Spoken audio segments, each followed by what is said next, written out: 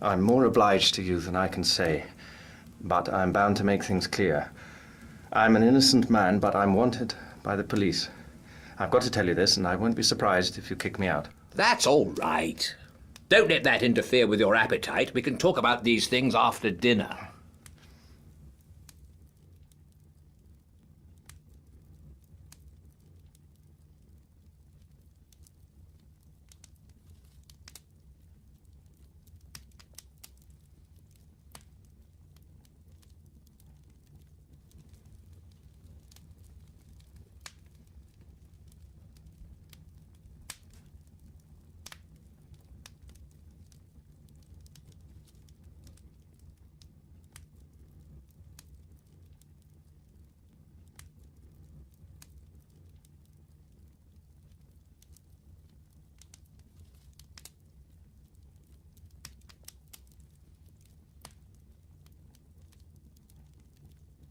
I've obeyed Harry's instructions, and the bribe he offered me was that you would tell me something to wake me up. I'm ready, Mr. Hannay.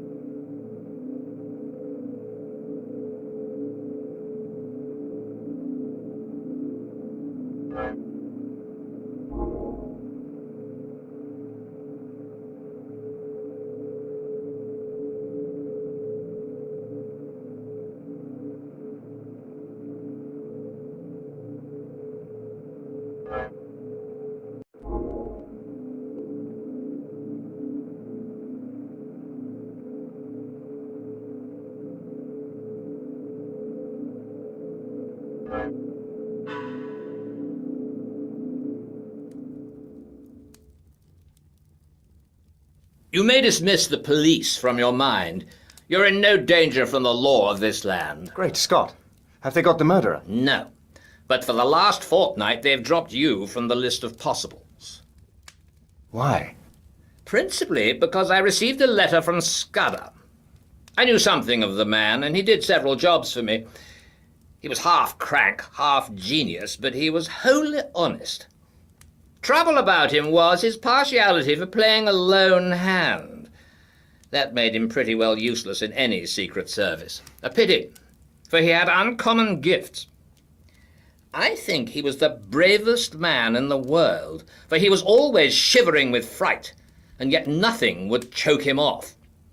I had a letter from him on the 31st of May. But he had been dead a week by then. The letter was written and posted on the 23rd. He evidently did not anticipate an immediate decease. His communications usually took a week to reach me, for they were sent undercover to Spain and then to Newcastle. He had a mania, you know, for concealing his tracks.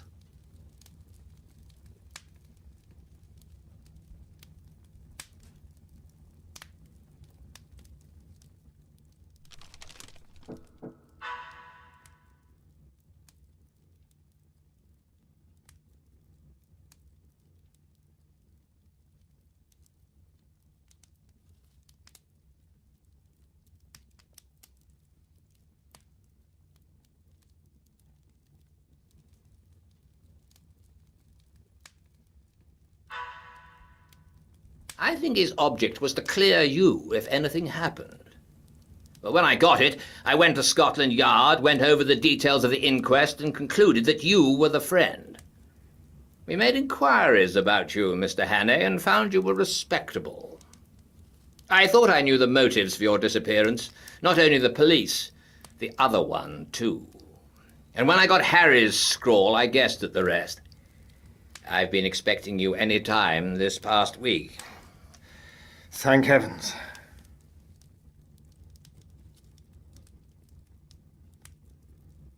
Now, let us have the little notebook.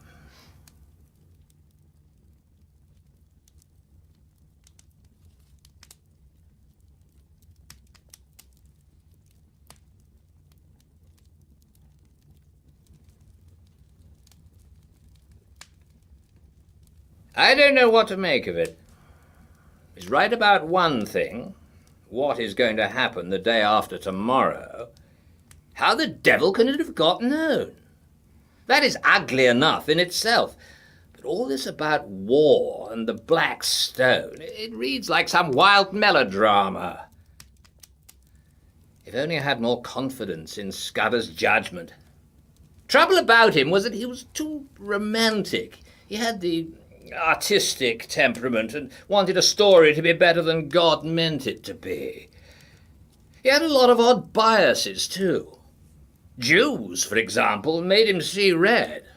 Jews and the high finance. The Black Stone. Der Schwarze Stein.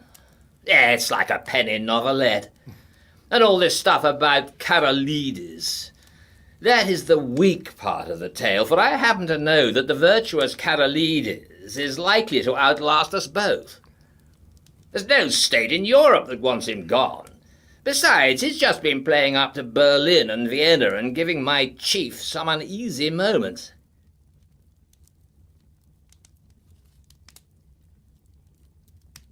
No. Scudder's gone off the track there. Frankly, Hannay, I don't believe that part of his story. There's some nasty business afoot, and he found out too much and lost his life over it.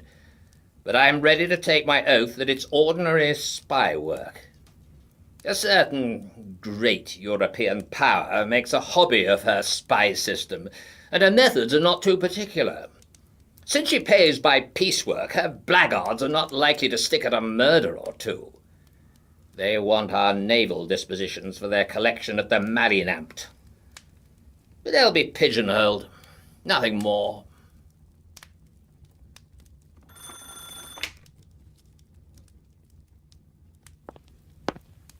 There's a trunk call from London, Sir Walter.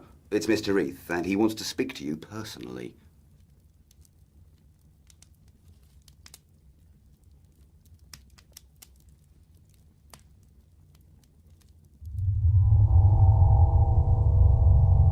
I apologize to the shade of Scudder.